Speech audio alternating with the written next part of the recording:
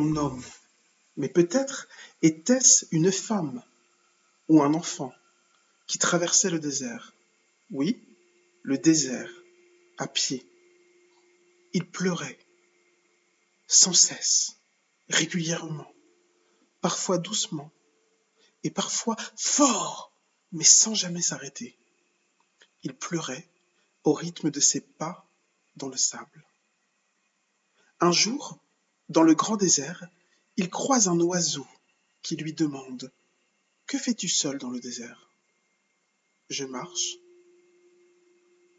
et je pleure. » Et une grosse larme tombe de son œil, qu'il ramasse aussitôt. « Pourquoi es-tu aussi triste ?»« Je ne suis pas triste. »« Mais alors pourquoi pleures-tu ?»« Regarde mes larmes. Elles deviennent des perles, » dit-il en saisissant la larme lisse et brillante. « J'en ai des milliers dans les poches. Veux-tu les voir ?»« Oui, oui. » L'homme plonge la main dans la poche gonflée et en ressort une poignée scintillante. Oh, comme elles sont belles! Choisis-en une si tu le souhaites. C'est pour cela que tu n'arrêtes pas de pleurer? Pour avoir de plus en plus de perles? Exactement. Allez, choisis. Je veux bien. Celle-ci. Ce n'est pas la plus grosse, mais c'est la plus scintillante. Tu as bien choisi. Adieu. Adieu. L'oiseau saisit dans son bec la perle devenue trésor et s'éloigne, léger, rapide, tandis que celui qui pleure reprend de plus belle ses gémissements et sa marche lente. Plus loin, l'oiseau se pose et contemple la larme précieuse. Il se dit qu'il aimerait en avoir d'autres. Oh, pas énormément, juste quelques-unes comme cadeau pour d'autres voyageurs ailés. Alors il rebrousse chemin vers celui qui l'a laissé, l'homme qui pleure, et le voit de loin peiné, alourdi par ses deux énormes poches emplies de perles.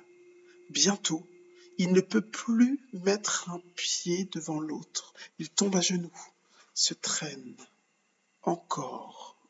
Et pourtant, malgré tout, il continue à pleurer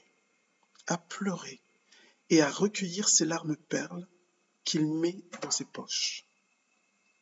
Oh, mais arrête de pleurer, ce sont tes larmes qui t'empêchent d'avancer. Je ne peux pas m'arrêter, je ne peux pas.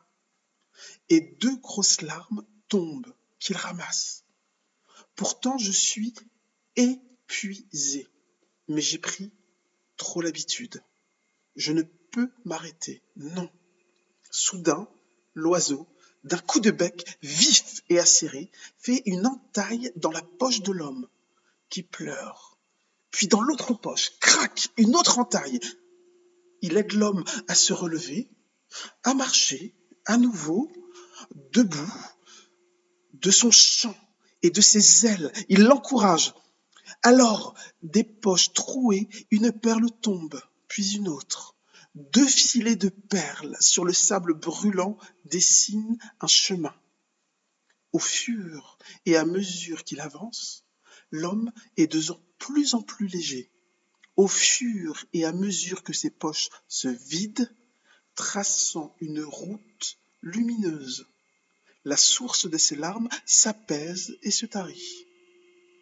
Et quand ses poches sont enfin vides, alors ses yeux sont enfin secs. Son cœur, à nouveau, au bonheur, et son pied si léger qu'il s'envole avec l'oiseau. Parfois, dans le grand désert, on peut voir un chemin de perles qui ne mène nulle part. Mais si on lève le regard, on peut voir auprès d'un oiseau planer un homme. Mais peut-être est-ce une femme ou un enfant, qui sait ?